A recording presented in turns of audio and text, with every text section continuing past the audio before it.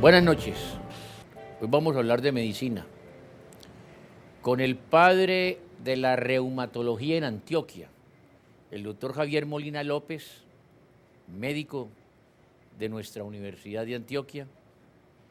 Fue el que trajo, después de las especializaciones que hizo en universidades norteamericanas de Washington y de California, la medicina enfocada a la reumatología.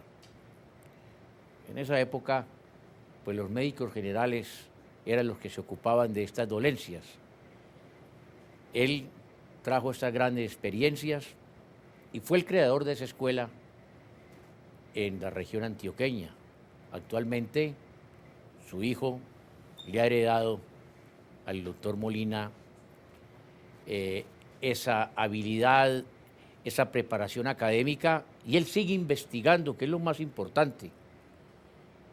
Es un veterano, llamémoslo así, de la medicina, pero sigue en la labor investigativa. Nació en Río Negro, una ciudad tan querida por todos los antioqueños. Allá la llaman con razón la cuna de la libertad. Él estuvo de médico rural en Fredonia, allá se casó.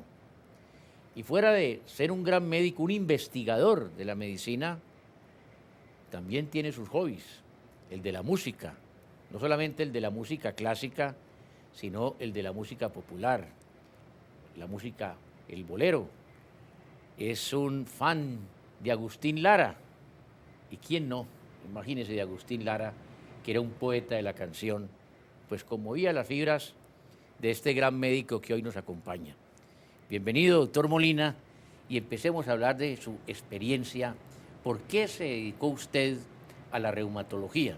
En esa época era, llamemos, una especialización desconocida en Antioquia, ¿no? A ver, doctor Alberto, muy buenas noches a todos, y primero quiero agradecerle su gentileza. Me siento muy complacido realmente en estar con usted esta noche hablando sobre lo que a mí me apasiona, Sí, señor. Que es la medicina. Sí, es bien interesante. Imagínense que cuando yo estudié medicina, la reumatología no se conocía en Colombia.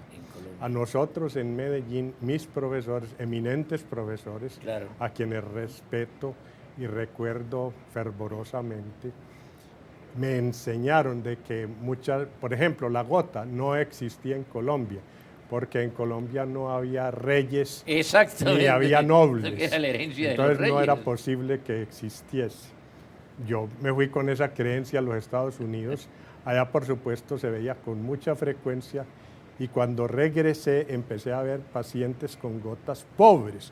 Uno de mis pacientes fue Montecristo, ¿Ah, sí? que había Qué sufrido bien. lo indecible, con ataques permanentes de gota. Lo habían visto todos los médicos, se mantenía donde psiquiatras, lo enyesaban, etcétera, etcétera. Y yo fui la primera persona que le hice el diagnóstico, y lo tuve muy aliviado durante mucho tiempo. Entonces yo rápidamente descubrí los primeros 70 pacientes con gota, Sí. y presenté eso en Bogotá en el primero o segundo Congreso Colombiano de Medicina Interna. Si mi memoria no me falla, fue en 1970. Ajá. Y algún médico se levantó y me dijo que yo estaba diciendo mentiras, Ajá. que porque la gota no se veía en Colombia. Seguramente digan un médico bogotano que no podía ver que un paisa tenía ese descubrimiento. Es probable. Pero entonces yo creo que más o menos muy adecuadamente le contesté: doctor, ¿usted ha visto cristales de urato de sodio alguna vez al microscopio? Y me dijo: no, yo no los conozco. Y le digo: entonces, ¿cómo va a ser el diagnóstico de gota? Bien. Entonces hasta ahí llegó. Muy bien. ¿No? Que eso fue bien interesante, porque antes de yo viajar a los Estados Unidos a prepararme en reumatología, que fue mi segunda opción, Sí. porque si usted leyó ese documento que yo Sí, claro. le obsequié, se da cuenta de que yo en un principio estuve ligeramente inclinado por la pediatría, pediatría, sí. bajo la influencia de uno de mis grandes profesores y compañero mío en la Secretaría de Salud Departamental, el doctor Luis Germán Arbeláez. Y paisano también. Y paisano además. Sí, de Río Negro. De manera que yo trabajé con él y él quería y me estaba influyendo que yo fuera pediatra. Al fin, mi primer trabajo científico lo había hecho con él en el Hospital San Vicente sobre niños. Entonces, hospital que le hago un paréntesis para que vamos intercambiando ideas. En la última revista de América Económica aparece como uno de los grandes hospitales del país. Si no es el primero de Antioquia, es el segundo, está el hospital, sí, el hospital de San Vicente, ocupa el primer lugar como hospital en Medellín, después está el Hospital General, aparece el Pablo Tobón Uribe también entre los primeros lugares. Sí, yo creo que... Así que valga la cuña en homenaje a nuestro gran hospital universitario. La cuña suya está muy bien puesta porque evidentemente yo creo que son los 3 hospitales más respetables que hay en este momento en Medellín. Sí. Bien, entonces, aquí en Antioquia en esa época, concretamente en Medellín, solamente se hablaba de reumatismo, máximo de artritis, y eso era todo, pero no existían las otras enfermedades. Y cuando nosotros regresamos, tuvimos también oportunidad de implantar exámenes de laboratorio que no se hacían en Colombia. Merced a que uno de mis profesores en Los Ángeles me obsequió los reactivos, era un eminente inmunólogo.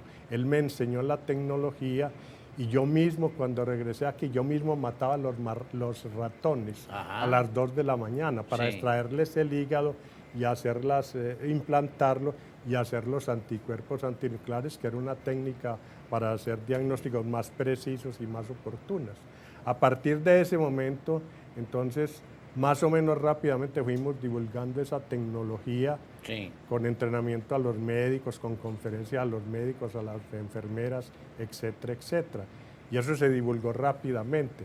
Entonces fuimos capaces de hacer diagnósticos mucho más precoces, oportunos y muy novedosos. Ejemplo, no sé si usted habrá oído mencionar una enfermedad que es relativamente frecuente hoy en día, que se llama lupus eritematoso. El lupus sí. El lupus es una enfermedad autoinmune. Claro. Es difícil explicar las enfermedades autoinmunes, pero para que la gente lo comprenda, es cuando el cuerpo se alergiza contra uno mismo y crea anticuerpos, y esos anticuerpos, en vez de ser beneficiosos, como cuando, por ejemplo, le ponen a uno una vacuna para que lo defienda contra la viruela, el sarampión, etc. En este caso en particular, los anticuerpos se vuelven nocivos y atacan los diferentes órganos del cuerpo humano. Eso, en resumidas cuentas, es el lupus. El lupus prácticamente no se veía o no se conocía. A nosotros, cuando éramos estudiantes, nuestros profesores nos llamaban y nos decían, vayan a la sala Santa Isabel, por ejemplo, que era una de las salas del hospital, para que vean que hay un paciente con una enfermedad extremadamente rara. Y todos acudíamos como una gran novedad. Cuando nosotros regresamos, como ya habíamos traído la tecnología precisa para hacer el diagnóstico, empezamos a ver con gran frecuencia pacientes con estas enfermedades. Y rápidamente presentamos en un trabajo de investigación los primeros 115 pacientes con lupus, y mucho más adelante llegamos a los 700, a los 1000, etcétera. Y mucho más tarde presentamos pacientes con lupus en hombres, que es porque esta es una enfermedad mucho más frecuente en mujeres que en hombres, y ese artículo fue publicado en una revista muy prestigiosa de los Estados Unidos. Eso le iba a preguntar, ahora que dice usted de ese trabajo que fue publicado en una revista norteamericana, yo creo que esa es una de las falencias que tenemos en nuestras universidades, la falta de publicación en las grandes revistas científicas. Por eso, en los rankings que se hace de nuestras universidades, siempre aparecemos en posiciones sumamente modestas. Y uno se pone a ver la clasificación que opera para que se pondere y se evalúe bien nuestras universidades, y uno, no digamos una ausencia total, pero es una gran ausencia en trabajos de investigación. ¿Usted cree que hemos mejorado un poco o seguimos...? Infortunadamente muy poco. Muy poco. Muy poco, no a la velocidad que uno quisiera. Pero por falta de estímulos de las mismas universidades. Mire, le cuento, doctor Alberto. años atrás, cuando nosotros empezamos, la investigación en Colombia era supremamente precaria, Sí. porque factor económico primordialmente. No teníamos los elementos, no existían ni conciencias, no tenía uno apoyo práctico. Nosotros trabajamos, que se dice coloquialmente, con las uñas. Con las uñas, sí. Yo recuerdo mi primer microscopio, que cuando yo mismo leía mis propios exámenes, que lo compré con mi poco dinero en esa época, Sí. y los esfuerzos eran monumentales. Yo tenía que hacer todo, las técnicas, todo. De manera que trabajamos en situaciones muy, muy precarias. Esperamos que ahora entonces... No, ahora por fortuna... Con conciencia, sí. Sí, con conciencia y con la dirección del doctor Jaime... Que debió ser alumno suyo. Fue alumno mío, sí, un gran alumno, el doctor Jaime Restrepo Cuartas. Yo creo que va a alcanzar un avance importante, porque como usted bien lo expresa, Colombia está bastante atrasada en investigación, aún en América Latina. Sí, claro. No vaya a creer que es a nivel mundial, en América Latina. A América Latina, pero hemos mejorado. Y eso se mide, como usted también lo decía, en las publicaciones científicas. Exactamente. Las publicaciones científicas, porque publicar en las revistas locales, si bien es un poco complicado, no es tan difícil. Pero publicar en revistas indexadas de prestigio internacional es supremamente complicado. Claro. Tienen que saber trabajos de investigación estrictamente y muy rigurosamente estructurados. Sí. Vamos a hacer un breve corte en este diálogo con el médico, investigador, científico, Javier Molina López.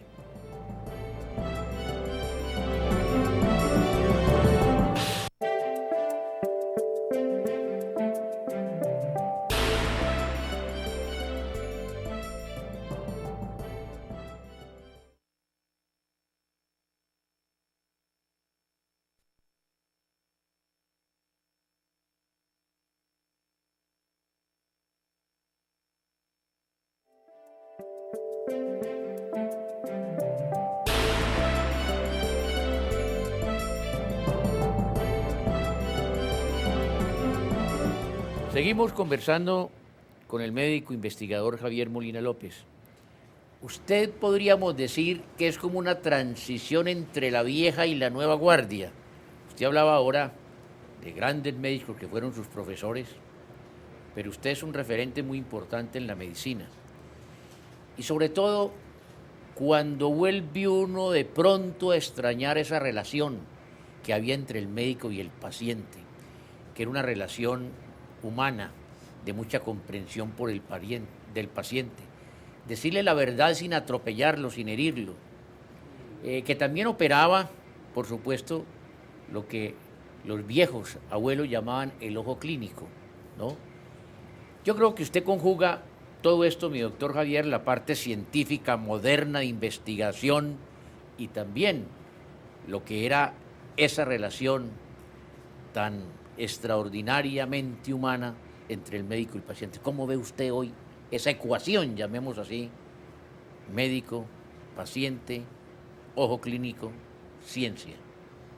Mire, doctor Alberto, me encanta que usted tome ese tema, porque yo he sido un apasionado de eso, de las muchas conferencias que he dado yo en diferentes sitios y en diferentes lugares. He tocado varias veces ese punto. He dado conferencias exclusivamente sobre la ética médica, la relación médico-paciente, lo que ha sido el pasado, el presente y el futuro de la medicina interna en Colombia. Y realmente he visto un fervor y una emoción impresionante del auditorio. Por eso me emociona mucho y me gusta leer sobre ese tema.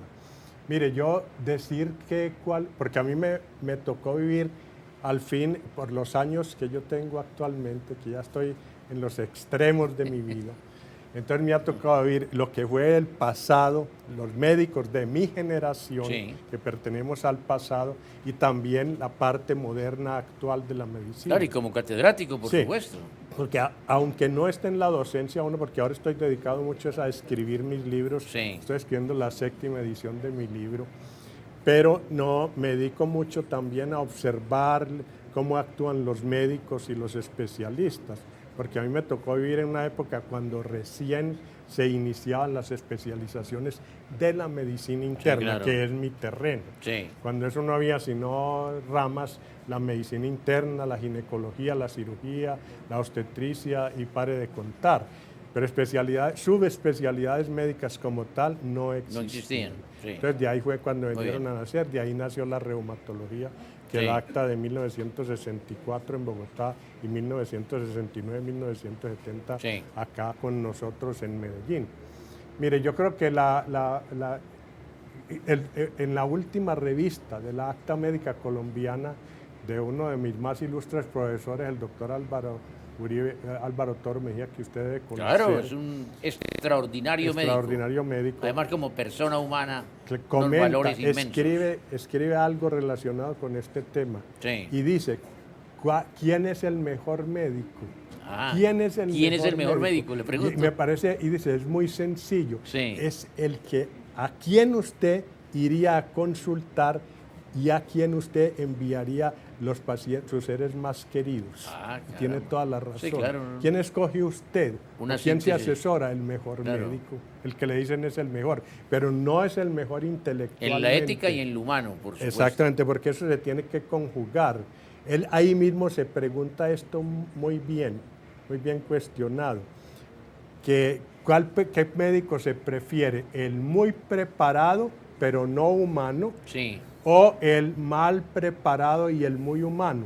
Y no se puede escoger ninguno de los dos. Sí, exacto. Porque es igualmente malo, malo el médico muy capacitado, pero no humano, que el médico muy pobremente capacitado, así sea muy humano. Por verdad de perogrullo hay que escoger el mejor en el punto de vista científico, en lo técnico y en lo humano. Porque es que la medicina actual, eso lo predico yo, casi que en todas mis exposiciones se ha deshumanizado totalmente, debido al cambio en la medicina colombiana en los últimos 15, 17 años, lo cual, por supuesto, porque yo no soy un oponente de la ley 100, yo aprecio la ley 100 en ciertos aspectos. Democratización de la salud. Absoluto. Por supuesto. Mire, en los años, a mí me tocó trabajar en el Seguro Social, y en esa época el Seguro Social era muy bueno. Sí. Era muy bueno. Era una de las mejores instituciones médicas que existía en Medellín, si quiere que le cuente. Estaba hablando de 1970, 1980. Después se deterioró enormemente. Enormemente, y vinieron otros, los que mencionamos ahora, por ejemplo. Entonces hay que retomar esa idea. Hay que retomar esa idea. Humanizar la medicina basado en la parte científica, en la parte ética y en la parte humana, que es lo que ustedes... Mire, los médicos del pasado eran más místicos y más humanos y tenían valores morales. Eso ya hoy no existe.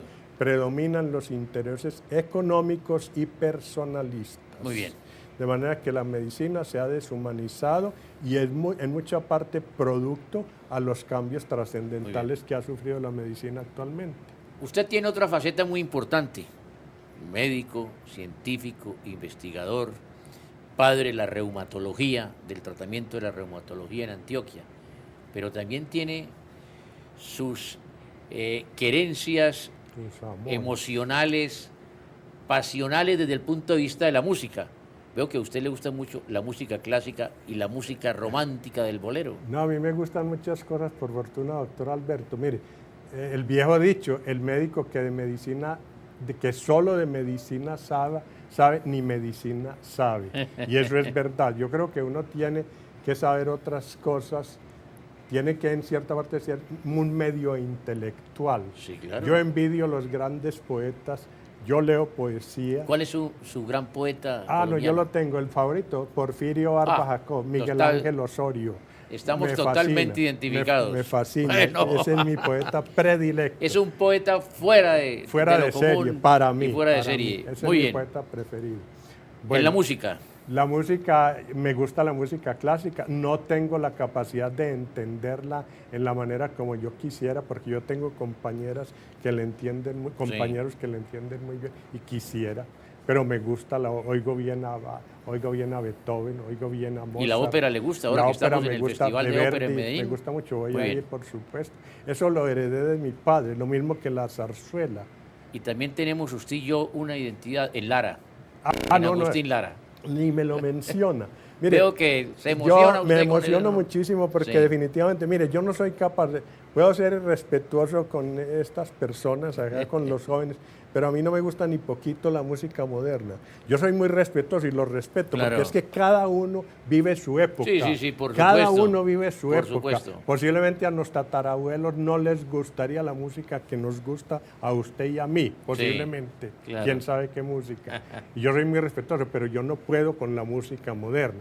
A mí me gusta la música que llamamos vieja, para los viejitos. ¿Y usted conoció a Lara? Yo lo conocí porque cuando yo estudiaba medicina, una de mis grandes pasiones era ir a México a conocer a Agustín Lara, que trabajaba en un cabaret que se llamaba El Capri, Sí. si mal no recuerdo.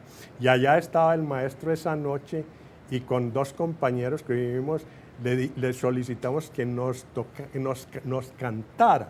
Porque usted bien sabe que Agustín Lara no era buen cantante. No, sí, era un excelente compositor. Pero cantaba con el alma. Pero cantaba con el Claro, alma. por Como supuesto. Jaime R. Chavarría, por Sí, ejemplo.